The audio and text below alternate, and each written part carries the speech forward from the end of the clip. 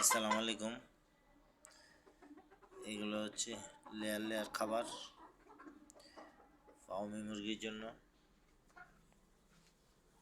এই যে আমার ফার্মি মুরগিগুলো।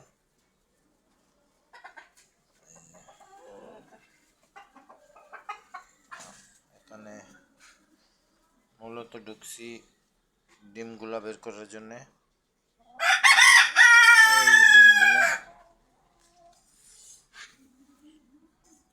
1 2 3 4 5 6 7 8 9 10 11 পিস। আরেক পিস ডিম আছে বাহিরে। এই যে দেখুন,